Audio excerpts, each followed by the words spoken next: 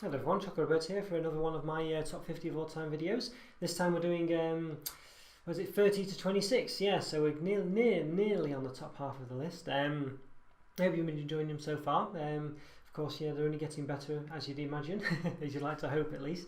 So a quick caveat just before I start.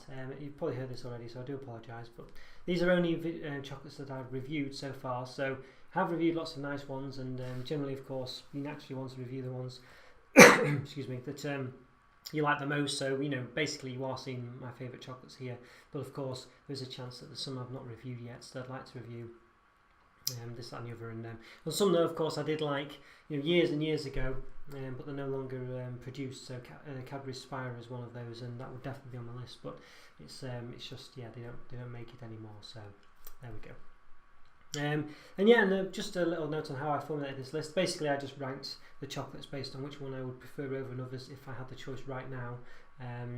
So which one I would take. So it's as simple as that, really. So the one at number one I would eat if I had a choice in front of me right now. I would pick that one over all the others.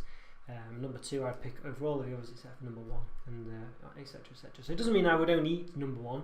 I would eat all of them, but depending on my tastes on the day, really, but generally that's how they were chosen. Okay, so on with the choc specs, so I can read the list. Yeah, here we go. So number 30. So it's another Carl Fazer one here. It's a Finnish company. So it's basically Fazer strawberry raspberry in white and dark chocolate. So Fazer's a Finnish company. You generally can't get them in the UK. You have to import them using Amazon, something like that. Well worth your time to do so. They're amazing chocolates. Yeah, this one's one of their smaller regular bars. They do like big 200-gram bars, which generally aren't really replicated in the small regular sized bars, and the bigger ones tend to be just far better. This one's different enough. It's basically milk chocolate and dark chocolate with raspberry and strawberry flavours in there. So sometimes you get in some of the bigger ones, you get sort of them. The raspberry would say manifest itself as a sort of dried crispy bits, and that would be really nice. But in the small ones you don't tend to get these fancy things going on. And it's generally just flavour in this case. So it's very nice. It's a very nice bar.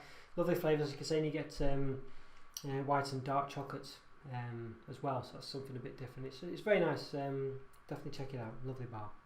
Also, you might have to import it. So that's the one problem with that. But there you go. That's number 30. Number 29. Right, it's Kit Kat Chunky White. Well, Nestle white chocolate I quite like, actually. Some of you might not like it that much, but it's generally not seen as being as good as milk chocolate. But Nestle's white chocolate I generally prefer than their milk chocolate. The Kit Kat Chunky White was pretty nice, actually, has to be said. I do like Kit Kat Chunkies a lot. This was what we're having. It's basically Kit Kat Chunky is a Kit Kat, but which is generally 2 or 4 fingered bars, small fingers that you snap and eat. The Kit Kat Chunky is basically an enlarged version of one of those fingers, not quite as big as it used to be, I don't think. And it's essentially a wafer covered in chocolate, in this case white chocolate. Very nice, worth having. I like that combination. I like crunchy bits in my chocolate, and this does it well. So worth checking out. Number 28. This is just regular Kit Kat, actually. It's just a regular Kit Kat this time. So it's the fingered version, the small fingered version. Except this time, obviously, just milk chocolate. There's not much you can say about it, really. It's a lovely regular standard bar, but it just has its place. I mean, it won't blow your socks off, but I find having it more often than not, and it's very tasty. So basically, little fingers that you snap in half of chocolate with wafer inside covered in milk chocolate. Very tasty.